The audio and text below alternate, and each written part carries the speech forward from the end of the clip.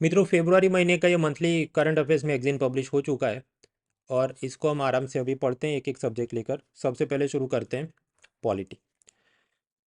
तो monthly magazine is out. Download link description में दिया है। फ्री अनलॉक कोड है moral.org। अभी हम एक एक सब्जेक्ट पढ़ते हैं स्टार्टिंग विथ पॉलिटी।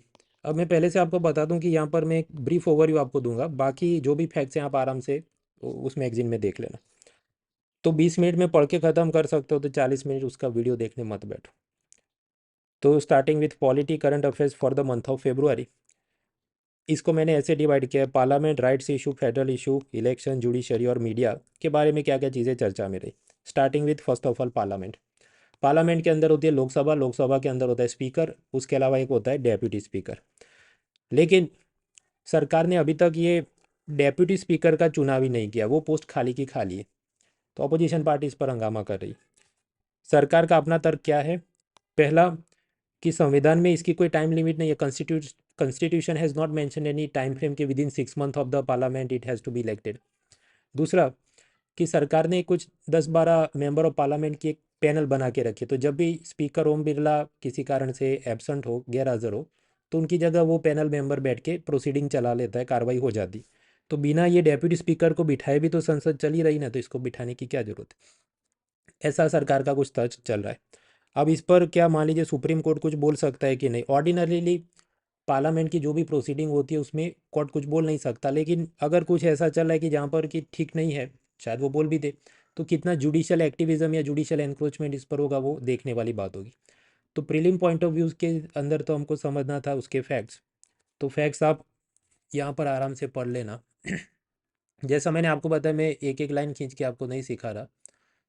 तो कुल मिलाकर ये जो भी डेप्यूटी स्पीकर की पोस्ट का क्या कॉन्स्टिट्यूशनल प्रोविज़न है, वो क्यों चर्चा में है, कोर्ट इसमें क्या कर सकता है, all things are given in the magazine. आराम से आप वो देख लेना। नेक्स्ट टॉपिक पे बढ़ते हैं। ये भी पार्लियामेंट से जुड़ा हुआ, एक्सपंक्शन ऑफ रिकॉर्ड्स। ऐसी बात है, कुछ बार मेंबर ऑफ पार्लियामेंट संसद के अंदर ऐसी भाषा का उपयोग करे जो उसको नहीं करना चाहिए, कुछ अभद्र टिप्पणी कर दे वगैरह, कुछ बेबुनियाद आरोप लगा दे। तो ऐसी स्थिति में कोर्ट, माफ़ कीजिए, संसद के रिकॉर्ड से उस चीज़ों को डिलीट किया जा सकता है। तो चर्चा में इसलिए आया कि प्रेसिडेंट राष्ट्रपति द्रौपदी मुर्मू ने संसद को संबोधित किया। उसके बाद सब चर्चा हुई संसद में, अपनी उपलब्धि गिनवाएगी रूलिंग पार्टी, और फिर ऑपोजिशन पार्टी उस पर हंगामा करेगी। तो आपको याद होगा, हमने वो अदानी हिंडनबर्ग वाला केस देखा था। उसके बाद ऑपोजिशन पार्टी हंगामा कर रही थी। असल में प्रेसिडेंट ने अपनी स्पीच दी, उसके बाद मोशन ऑफ थैंक्स पास होता है, लेकिन उसमें वो कि अदानी और मोदी की जांच की जाए वगैरह। तो फिर उन चीज़ों को, जो भी ऐसे आरोप लगाए गए, उन चीज़ों को मोशन ऑफ थैंक्स में से डिलीट कर दिया गया। तो अपोजिशन लीडर्स का ये कहना है, नहीं नहीं, उसको आप वापस रिस्टोर करो, जो जो हमने आरोप लगाए थे वो प्रेसिडेंट के मोशन ऑफ थैंक्स में डलवाओ। तो इस पर क्या बोलना है कि नहीं, वो हम नहीं करेंगे। सो that is the stand of the Rajya Sabha के अंदर ये जो वाइस प्रेसिडेंट बैठते हैं, उन्होंने ऐसा बोला। आगे बढ़ते हैं। Line of succession. वैसी बात है कि सपोज अमेरिका में किसी कारण से उनका प्रेसिडेंट जो बिडेन मर जाए, इम्पीच हो जाए, उसको बहुत बीमारी हो जाए, तो उसके स्थान पर कौन आएगा? उनकी वाइस प्रेसिडेंट कमला हैरिस। मान लीजिए वो भी बहुत बीमार हो जाए और ना बैठ सके, तो उनकी लोकसभा का स्पीकर, मतलब speaker of the house of representative, वो भी नहीं आ सके, तो उनकी जो सेनेट है उसके अंदर जो उनका प्रेसिडेंट प्रो टेम्पोर है, मतलब बेसिकली आई थिंक ऐसा होता है कि उनका जो वाइस प्रेसिडेंट है वही उनकी सेनेट या राज्यसभा के अंदर बैठता है चेयरमैन के रूप में, पर वो भी नहीं है, तो फिर ये कुछ उसका डेप्यूटी टाइप का होगा, वो देख लेते। उसके बाद उनका सेक्रेटरी ऑफ स्टेट, फिर सेक्रेटरी ऑफ ट्रेजरी, ये सब उनके मिनिस्टर टाइप के लोग होते हैं, सेक्रेटरी ऑफ डिफेंस, फिर अटर्नी जनरल वगैरह। खैर, हमको उन सबका याद नहीं करना। बात ऐसी है कि मान लीजिए कोई ऐसी स्थिति आ जाए कि ये सारे के सारे लोग एक ही बार में बीमार हो जाए, मर जाएं। फॉर एग्जाम्पल, अमेरिका की पार्लियामेंट के अंदर स्टेट ऑफ द यूनियन, ऐसा उनका प्रेसिडेंट एक स्पीच देता है, जब सारे के सारे लोग वहाँ पर बैठे होते हैं, उनकी लोकसभा, राज्यसभा, अटर्नी जनरल, सब लोग। पर मान लीजिए उसी वक्त बम से सबको मार दिया जाए, तो फिर कौन बनेगा प्रेसिडेंट जब कोई ना बचे? तो वहाँ पर एक सिस्टम होती है डेजिग्नेटेड सर्वाइवर। वो एक ऐसा, उनका जो भी मेंबर ऑफ पार्लियामेंट या कोई होगा, वो उस दिन उसको बोला जाता है तुमने इस सत्र में नहीं आना है, तुम्हें कहीं और दूर रखेंगे ताकि यहाँ पर कोई बॉम्ब ब्लास्ट कर दे तो भी तुम जिंदा रहो और फिर तुमने एक्टिंग प्रेसिडेंट के रूप में काम करना है। तो ये इनकी सिस्टम है कि during major event they designate some person as designated survivor. तो इसलिए चर्चा में था भारत के अंदर क्या, वो प्रेसिडेंट प्रेसिडेंट नहीं है तो वाइस प्रेसिडेंट स्थान लेंगे, वो भी नहीं है तो चीफ जस्टिस ऑफ इंडिया, वो भी नहीं तो सीनियर मोस्ट जज ऑफ सुप्रीम कोर्ट स्थान ले, ऐसी कुछ अपनी सिस्टम है। तो कंपेयरिंग कॉन्स्टिट्यूशन में जानने सोचने लायक कुछ मुद्दे। आगे बढ़ते हैं पार्लियामेंट। तो पार्लियामेंट में ढेर सारे कानून बनते हैं। अब उसमें ये एंशियंट मॉन्यूमेंट्स यानी प्राचीन स्मारकों के बारे में कुछ कानून है, उसमें सुधार करना है। फॉर एग्जाम्पल मान लीजिए प्राचीन स्मारक की व्याख्या ऐसी हो कि जो भी 100 साल पुरानी चीज़ है, जो इमारत है, उसको प्राचीन स्मारक कहेंगे। तो अब आप समझिए 1947 में या 1951 में उसके -100 ईयर करो तो जो चीज़ बचे आप बोल हाँ ये तो सब सही है, एंशियंट लगता है। पर हम फास्ट फॉरवर्ड अब आगे बढ़ें तो 2023 में अगर आप ये कहो कि 100 साल पुरानी इमारत को हम एंशियंट कहेंगे तो 1923 वो तो अंग्रेज़ों के ज़माने में बना होगा और वो इतना भी प्राचीन या मध्यकालीन या कुछ होगा नहीं, फिर भी उसको भी हमने एंशियंट मॉन्यूमेंट कहना पड़े, जबकि ये तो इतनी प्राचीन चीज़ नहीं है, अंग्रेजों के ज़माने में भी अभी बनी थी। यानी कि we have to change the definition. तो ऐसी कुछ चीज़ चल रही है। अब आप कहें पर डेफिनेशन क्यों चेंज करनी, ठीक है रहे ना 1923 वाला, बस तकलीफ ये होती है अगर आप किसी बिल्डिंग को डेजिग्नेट कर देते हैं कि ये एंशंट मॉन्यूमेंट की कैटेगरी में आता है तो उसका मतलब ये कि उस इमारत के 100 मीटर के दायरे में कोई भी फिर कमर्शियल कंस्ट्रक्शन हो नहीं सकता। फिर आप कहें कि वहाँ पर एक शॉपिंग मॉल बनाना है तो दिक्कत आ सकती। जबकि अभी सब इंडस्ट्रियलिस्ट और इकोनॉमिस्ट क्या बोले, नहीं नहीं वहाँ पर भी टूरिज़्म प्रमोट करो, शॉपिंग मॉल बनाओ, होटल बनाओ, नौकरियाँ पैदा होगी। सो अनदर प्रॉब्लम इज़ हमने ये डेफिनेशन को ये ऐसे भी चेंज करना होगा कि अब से ऐसा एंशंट मॉन्यूमेंट है तो उसमें 50 मीटर के दायरे में भी कोई होटल या शॉपिंग मॉल या कुछ बना सकते। तो ये सब चीज़ों को करने के लिए ultimately we have to change the law. तो सरकार ये एंशंट मॉन्यूमेंट का कुछ कानून है उसमें सुधार करने वाली है ताकि व्याख्या में बदलाव कुछ ऐसा हो कि कितनी पुरानी बिल्डिंग को हम एंशंट मॉन्यूमेंट कहेंगे और शॉपिंग मॉल उसके करीब कितने दायरे में बना सकते हैं, वो सब चीज़ ये सब दिया है आपके मैगजीन में, आराम से पढ़ लो 20 मिनट में। 40 मिनट इसका वीडियो मुझे खींचना नहीं क्योंकि अपनी एग्ज़ाम बहुत करीब है। तो टाइम 20 मिनट पढ़ के ख़त्म कर सके, 40 मिनट मत खींचो। Alright moving on. अब ऐसा एक और भी, तो ये तो मैंने आपको दिखाया प्राचीन स्मारक एंशियंट मॉन्यूमेंट का कानून। उसी तरह कुछ चल रहे जियो heritage site and Jio relics. मतलब अब जैसे ये कुछ भौगोलिक स्मारक गुफाएं हैं जो असल में ज्योग्राफी के पॉइंट ऑफ व्यू से आपके गुफा है, लेकिन उसमें फिर थोड़ा थोड़ा कुछ उन्होंने बनाया हो, पेंटिंग स्कल्पचर कुछ। तो ऐसी जियो हेरिटेज साइट को भी प्रोटेक्ट करने के लिए मिनिस्ट्री ऑफ माइंस खनन मंत्रालय ने अलग से बिल लेके आए, उसका कानून बनेगा। तो वो भी चर्चा में। खैर तो मैं आपको बात कर रहा था पार्लियामेंट और बिल्स के रिलेटेड कुछ चीज़ें जो चर्चा में रही। उसके बाद का मुद्दा है राइट्स इशू। राइट्स इशू मतलब ये अलग अलग जो लोग अपने अधिकारों की मांग करते हो। हालांकि उससे पहले मैं आपको बताना चाहूँगा कि मार्च महीने में और क्या क्या होने वाला है। गुरुवार यानी 16 तारीख से यूपीएससी का नया बैच लॉन्च हो रहा है जो कि 2024 के विद्यार्थियों के लिए। बायलिंगुअल भी कोर्स चालू हो रहे हैं, pure English medium if you want separate batch is going on for that. और वहाँ पर भी आप अगर mronal.org कोड यूज़ करते हैं यू गेट 20% ऑफ। इसके अंदर इकोनॉमी के मेरे जो क्लास चलते हैं गुरु शुक्र शनि रवि 9 से 11 की वो क्लासेस मेरी रहती है। अलग से उसके पावर पॉइंट हैंड आउट सब चीज़ें होती है ताकि आपको तैयारी में सुविधा रहे। तो ये असल में अन अकेडमी एक जात का नेटफ्लिक्स है, अलग अलग सारे शो आपके अनलॉक हो जाते हैं। Live classes bye top educators, class miss हो गया तो रिकॉर्डिंग देख सकते हैं। प्रीलिम और मेंस की टेस्ट सीरीज, मेंस की टेस्ट सीरीज इवेल्युएशन के साथ, डाउट सॉल्विंग के अलग अलग दूसरे बैचेस, नोट्स की एक्सेस, ये सब। और उससे काफ़ी लोगों को फ़ायदा भी हुआ है। For example all India rank 2 जागृति अवस्थी, उन्होंने भी ये सब कोर्सेज से फ़ायदा लिया था। सो दैट इज़ गोइंग ऑन। इसके अलावा फ्री इवेंट्स की मैं बात करूँ तो हर सोमवार Mrinal's Monday current affairs test series, और गुरुवार को 22 तारीख को इधर रात 9 बजे ये Win23 सीरीज मेरी इकोनॉमी की एनुअल फ्री अपडेट की जो सीरीज चली उसका लेक्चर और हैंड आउट और वो सब होगा। तो इस हिसाब से चीज़ें लिंक डिस्क्रिप्शन में, टेक बेनिफिट ऑफ इट। आगे बढ़ते हैं। तो मैं कह रहा था राइट्स इशू के बारे में। राइट्स इशू में राइट टू मैरिज है, लेकिन राइट टू चाइल्ड मैरिज नहीं है। तो बाल विवाह पर असम सरकार ज़्यादा सख्ती करी, 3,000 से ज़्यादा लोगों को हाल के समय में अरेस्ट किया। तो चाइल्ड मैरिज के खिलाफ कौन कौन से कानून, एक तो पॉक्सको एक्ट है, बच्चों का सेक्सुअल एक्सप्लॉयटेशन नहीं हो, और दूसरा prohibition of child marriage act है। अभी चाइल्ड मैरिज एक्ट है, उसमें कुछ ऐसी बात है कि लड़की की उम्र 18 साल और लड़के की 21 साल होनी चाहिए। हालांकि बाद में एक जया जेटली कमेटी बनी थी, उसने कहा लड़कियों की भी मैरिज एज की उम्र बढ़ा के मे बी 21 ईयर्स करो, लेकिन वो अभी कानून पास होना बाकी। खैर, तो अभी सख्ती चल रही है और ये सब किया जा रहा है, तो इस पर क्या पॉजिटिव नेगेटिव सब कॉलमनिस्ट बोल रहे हैं, उसकी समरी मैगजीन में दी, आराम से देख लेना। राइट्स में ही आगे बढ़े तो right to life, right to live. अभी जीने का अधिकार है और आपकी किडनी फेल हो गई है, तो फिर कैसे जीने का अधिकार, आपको ऑर्गन डोनेशन लेना होगा। दो बात हो सकती है, कोई जिंदा व्यक्ति, सपोज आपका ही कोई परिवार का सदस्य है और आपकी दो किडनी बेकार हो गई है, तो वो अपनी एक किडनी डोनेट करे, तो वो तो आप कर सकते हैं।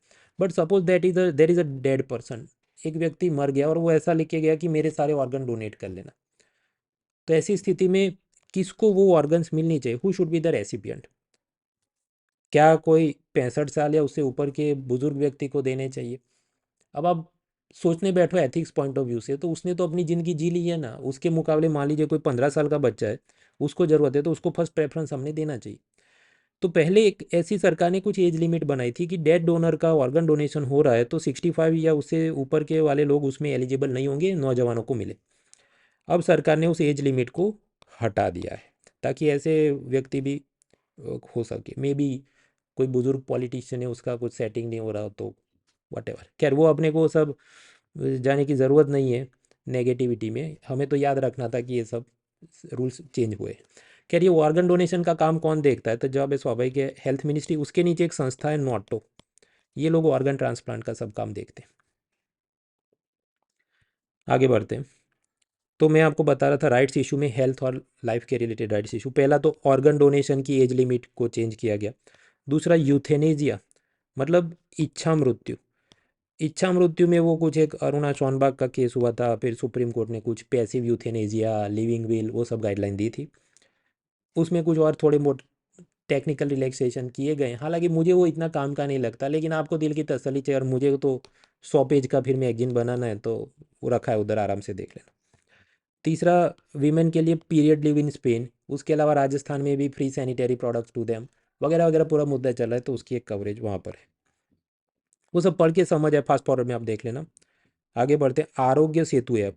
आप याद करो, कोरोना कोरोना के दौरान कॉन्टैक्ट ट्रेसिंग यूजिंग ब्लूटूथ, वो कुछ ऐसा कि आपको, कि मुझे कोरोना हो गया, आप ऐसा उसमें सब रजिस्टर करो, तो आपके आजू बाजू के इलाके में जो लोग हैं उनको थोड़ा अलर्ट आ जाए कि आपके करीब इतने इतने लोग हैं, या फिर कि आपके संपर्क में कितने आए थे, उन सबके लिए वो आरोग्य सेतु ऐप था। अब सरकार ने ये कहा कि उसमें जितना भी आपका यूज़र डेटा है उसको हम धीरे धीरे सब डिलीट कर रहे हैं, तो किसी को प्राइवेसी और मुझे ट्रेस किया जा रहा है उन चीज़ों की अब चिंता करने की ज़रूरत है नहीं। पार्लियामेंट हमने देखा, राइट्स इशू हमने देखे। उसके बाद तीसरा है फेडरल इशू, फेडरलिज्म क्या, संघवाद, और उसमें क्या होता है, कोऑपरेटिव, मतलब सहकारी तो नहीं, कॉम्बेटिव होता है झगड़ालू संघवाद। तो क्या क्या लड़ाइयाँ चल रही हैं, एक तो चल रहे योजनाओं के नाम। आपको पता होगा सरकार की एक आयुष्मान भारत इनिशिएटिव है, उसके अंदर कुछ कंपोनेंट है, एक तो 5 लाख का मुफ्त हेल्थ इंश्योरेंस मिलेगा गरीबों को, जिसको हम कहते हैं प्रधानमंत्री जन आरोग्य योजना। दूसरा कहा गया कि प्राइमरी हेल्थ केयर सेंटर है उसको अपग्रेड कर देंगे, और फिर उसको हेल्थ एंड वेलनेस सेंटर कहा जाएगा, राइट।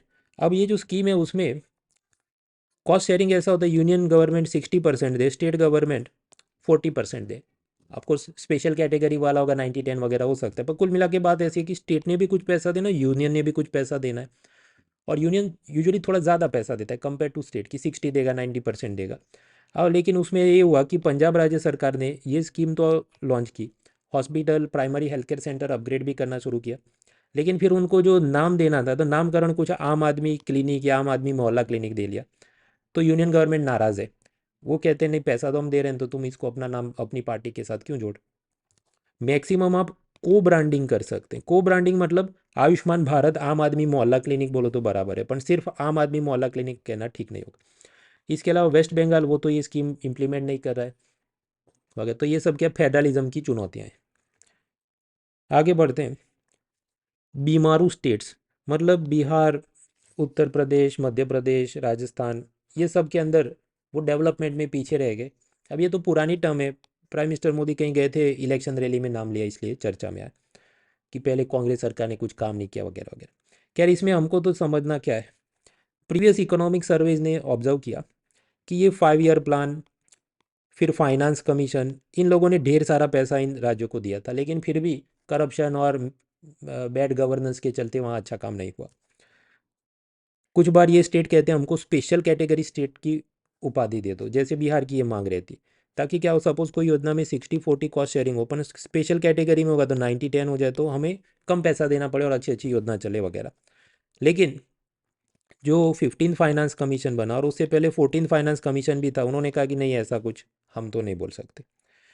तीसरा, 1-2 साल पहले की इकोनॉमिक सर्वे ने बेयर नेसेसिटी इंडेक्स निकाला था, मतलब आपको घर में हाउसिंग, इलेक्ट्रिसिटी, बुनियादी सुविधा मिल रही है कि नहीं। फिर उसने सब ग्राफ से प्लॉट किया कि पहले ये सब रेड एरिया था, यहाँ पर नहीं मिल रही थी, फिर मोदी सरकार आई, फिर अब बहुत कम एरिया है जहाँ पर ये नहीं मिला है, मतलब सब तरक्की हो रही वगैरह। तो उसके आसपास सब बातें चलती रहती है, नथिंग न्यू अंडर द सन। लेकिन जो लोग नए विद्यार्थी हैं तो उन लोगों ने थोड़ा समझ लेना चाहिए। स्टेट्स की बात करें तो स्टेट का कैपिटल, पहले आंध्र प्रदेश तेलंगाना एक थे, फिर तेलंगाना अलग हो गया, तेलंगाना को हैदराबाद कैपिटल मिल गया। तो आंध्र प्रदेश का क्या करें? आंध्र प्रदेश में कुछ ऐसा प्रपोजल आया कि एक अमरावती को भी लेजिस्लेटिव कैपिटल बनाओ, विशाखापट्टनम को एग्जीक्यूटिव कैपिटल और कर्नूल को जुडिशल कैपिटल। मतलब वो ऐसा कि उसका चीफ मिनिस्टर एक जगह बैठे, उनकी जो विधानसभा है वो दूसरी जगह बैठे, और फिर उनकी जो उच्च हाईकोर्ट है वो तीसरी जगह बैठे। अब इसके फायदे नुकसान सब हो सकते हैं। खैर, अभी चर्चा में इसलिए आया कि आंध्र प्रदेश के सीएम ने ये कहा है कि विशाखापट्टनम को हम कैपिटल बनाएं। अभी क्या कैपिटल एग्जीक्यूटिव, लेजिस्लेटिव, जुडिशियल होगा कि क्या होगा, या तीन अभी भी करने हैं या रुक जाना है, तो वो तो बॉल बाय बॉल कमेंट्री चल रही है। तो मैं आपकी जगह होता तो मैं ये पढ़ने ही नहीं बैठता। तो आप कहेंगे तो पढ़ने नहीं बैठता, तुमने मैगजीन में क्यों लिखा है? भाई, जो लोग नए हैं उनको नहीं पता तो वो देख लें, इसलिए। ये तो बॉल बाय बॉल कमेंट्री चली, अभी ठहर के एक बार फाइनल चीज़ आए तब हमको दिमाग खर्च करना चाहिए। आगे बढ़ते हैं। पार्लियामेंट देख लिया, राइट्स इशू देख लिया, फेडरलिज्म देख लिया, इलेक्शन पे आते हैं। हाँ, तो इलेक्शन, अब इलेक्शन के अंदर एक चीज़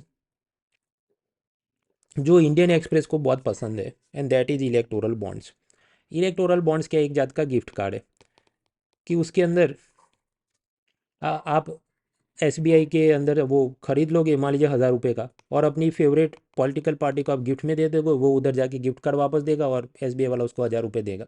और इसकी मदद से सब करप्शन हो रहा है, और सब जो एनोनिमस ब्लैक मनी का वाइट करने का खेल चला है वगैरह, वही इंडियन एक्सप्रेस की घिसी-पिटी मेरे ख्याल से 500वीं बार उसकी पीएचडी चल रही है। तो हम उसको पढ़ने नहीं बैठेंगे, क्योंकि वो ऑलरेडी हम कई बार देख चुके हैं, तो इसको तो मतलब रखा भी नहीं है मैगजीन में इस बार। आप समझिए, जब हम बात करें इकोनॉमी की या पॉलिटी और इकोनॉमी के ऐसे कनेक्टेड इशू जैसे इलेक्टोरल बॉन्ड्स, डीमोनेटाइजेशन, नोटबंदी कब हुआ? 2016 में। जीएसटी 2017 में आया। नॉन परफॉर्मिंग एसेट और उससे लड़ने के लिए इंसॉल्वेंसी बैंक्रप्सी कोड, वो भी 2016 में। इलेक्टोरल बॉन्ड 2018, पीएम गति शक्ति, वो सब इंफ्रास्ट्रक्चर, ट्रांसपोर्ट, कनेक्टिविटी बेहतर करेंगे, 2021 में।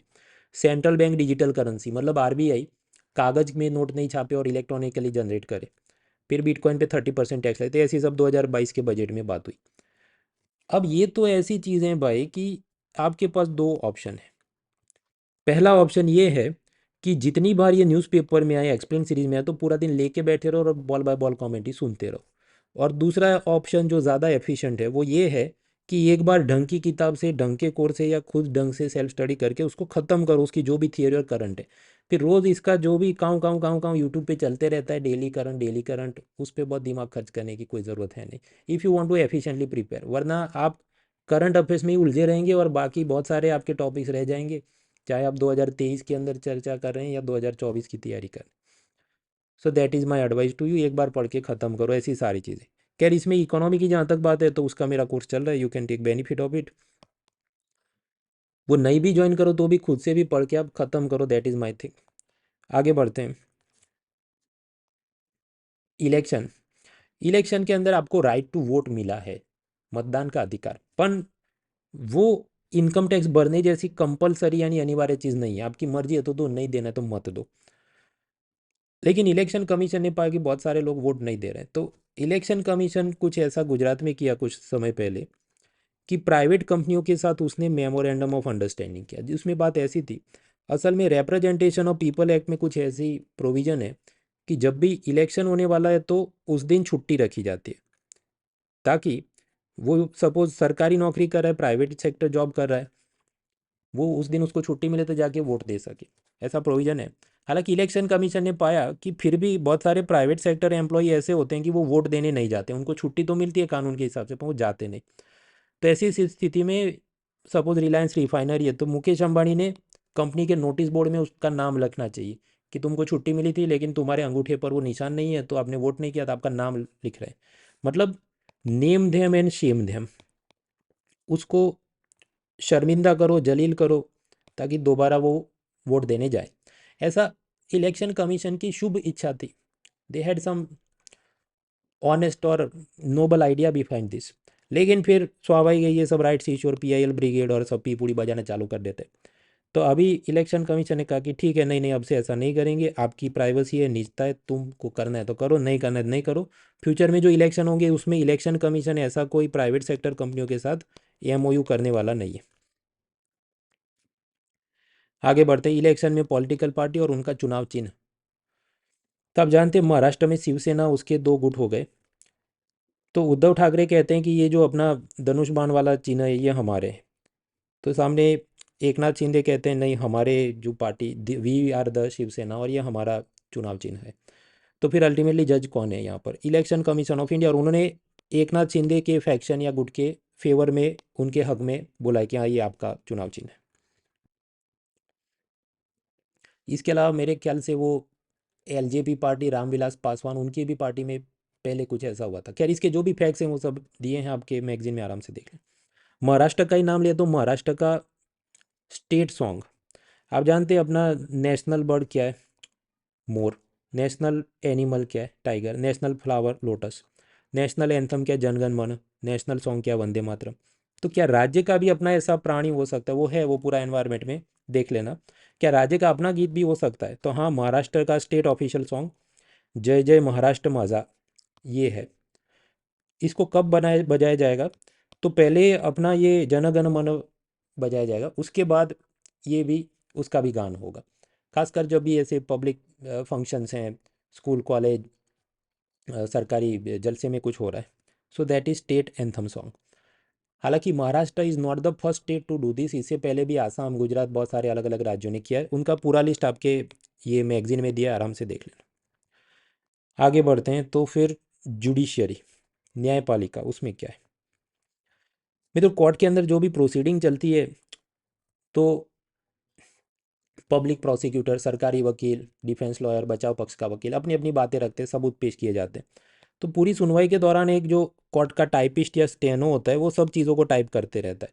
उसके बाद कोर्ट अपना जजमेंट सुनाती है, किसी को जामीन मिलती है, किसी को सज़ा होती है। लेकिन पहले क्या होता था, ये सब हाथ से टाइप करने के बाद वो जज को दिखाएं, जज उस पर साइन करे, मोहर लगाए, तो उसमें एक दो दिन चले जाएं। तो जल्दी जल्दी केस निपटने के बाद भी ये सब क्लैरिकल प्रोसेस में टाइम जाता था। Then what is the way forward? तो भाई जैसे स्पीच टू टेक्स्ट होता है कि आप ये गूगल या एप्पल के फ़ोन में आप बोलो और वो टाइप कर दे, तो ऐसी आर्टिफिशियल इंटेलिजेंस एडेड ट्रांसक्रिप्ट की सुविधा अदालत की सुनवाई में भी की जाए, ताकि लिखित फाइल एक ही दिन में निपट जाए और उस पर जज अपना साइन कर ले, मोहर लगा ले और केस निपट जाए। So like that, role of computer technology for judiciary. Mains paper 2 के अंदर एक मुद्दा है, e governance model and application. Judiciary के लिए भी चर्चा में रहता है। जुडिशरी में चर्चा में क्या होता है? एक तो ये हमने देखा स्पीच टू टेक्स्ट, बराबर। दूसरा हो सकता है चालान काटना है। फॉर एग्जांपल, आपने सीट बेल्ट नहीं पहना, हेलमेट नहीं पहना, फिर आपको चालान दिया गया, फिर आप कोर्ट में जाते, मैंने तो पहना था, नहीं पहना था। उन सब सिंपल से केस में आर्टिफिशियल इंटेलिजेंस खुद से ही जजमेंट ले ले कि सीसीटीवी फुटेज के हिसाब से तुमने नहीं पहना था, तुमको सजा होगी और ये इतना दंड है। So it can help. उसी तरह चेक बाउंस हो जाते हैं, फर्जी सिग्नेचर किया हो, अमाउंट या डेट की कुछ गड़बड़ हो, जिसके चलते चेक डिसऑनर हो गया। तो ऐसे केस में भी आर्टिफिशियल इंटेलिजेंस और वो फोटो स्कैन वगैरह की मदद से जल्दी डिसीजन लिए जा सके, ऐसा सब। So yes. और फिर ये जितने नोटिस समन दिखाने हैं वो सब ऑनलाइन तरीके से किया जाए।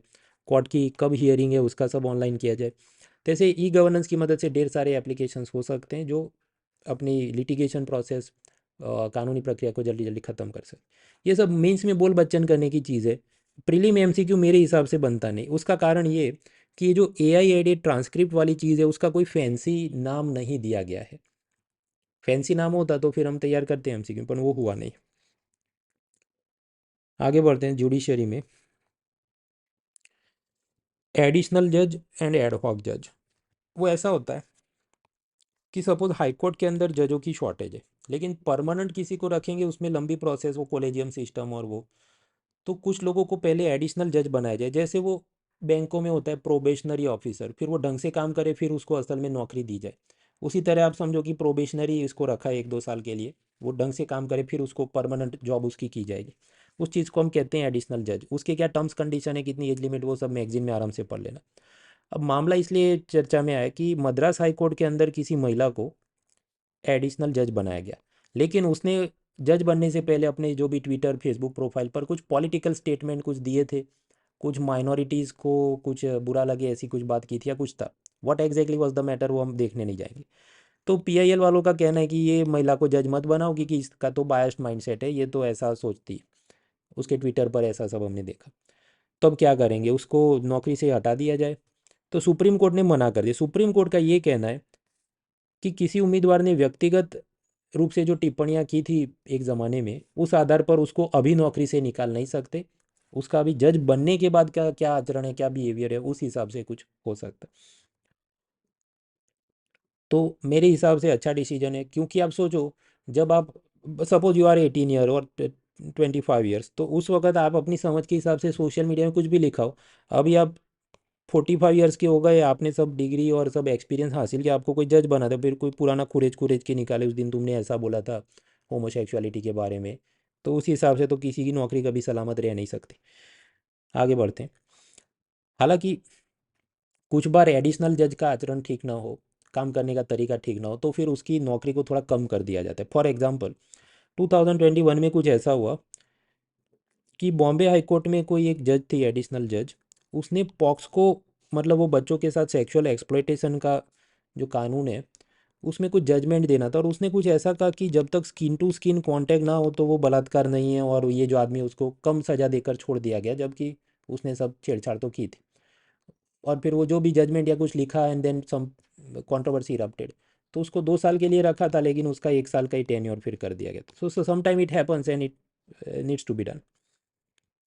आगे बढ़ते हैं। जज की बात की, और ये सब चाइल्ड रेप, नाबालिग पर गैंग रेप या ऐसा होता है तो उसकी मिनिमम सज़ा क्या है।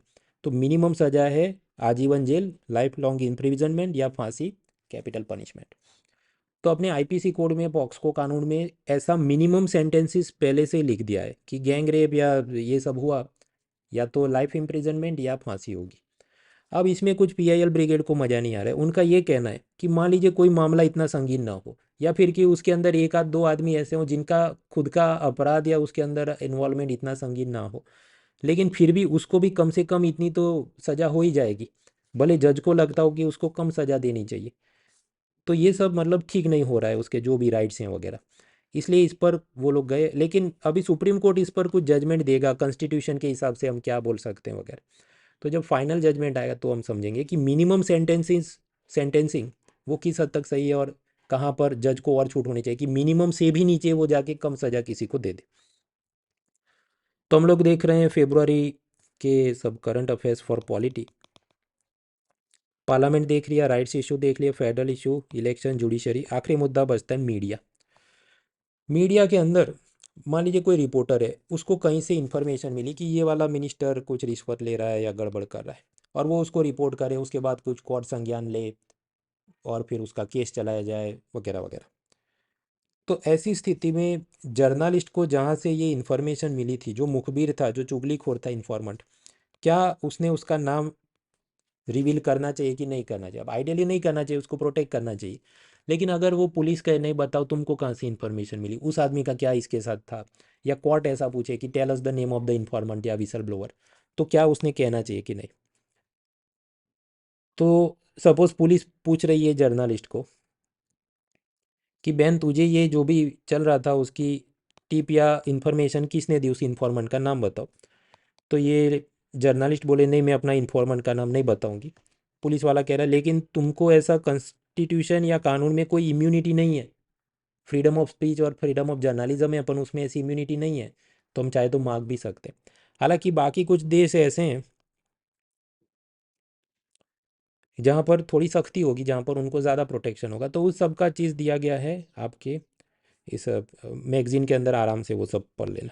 बाकी जो जिस्ट था समझने लायक वो तो ये कार्टून मीम द्वारा मैंने आपको समझा दिया, और यही वाली चीज़ मैगज़ीन में भी डाली गई है, तो उधर भी आप पढ़ने से पहले कार्टून देख लो तो अपने को पता चले पूरा मामला कहना क्या चाहता है।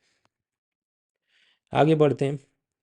जर्नलिज्म की बात की है तो ये गोधरा दंगों के बारे में बीबीसी वालों ने कुछ नई डॉक्यूमेंट्री सीरीज़ बनाई।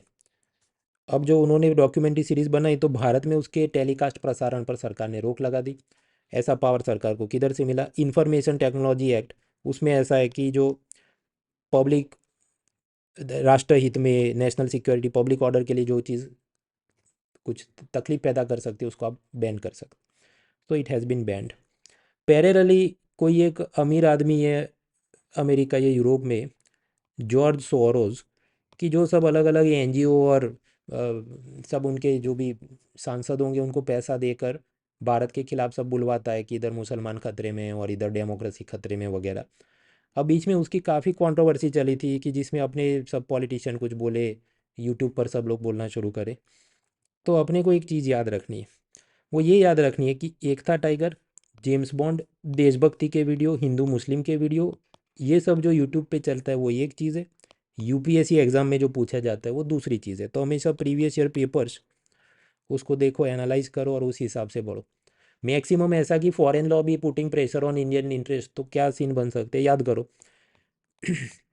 कनाडा के अंदर ये जब अपने 3 फार्म लॉज आए थे, किसान कानून, उसके खिलाफ विरोध करने के लिए वहाँ पर जो कुछ सिख लीडर्स थे, और फिर वो जस्टिन ट्रूडो को इलेक्शन में उनको फ़ायदा दिखता तो वो भारत के खिलाफ बोलना शुरू करे, फिर ऐसे लोग कुछ बोलना शुरू करे या किसी को फंड दे जो ये इंडिया के खिलाफ सब इमेज ख़राब करने की कोशिश करता।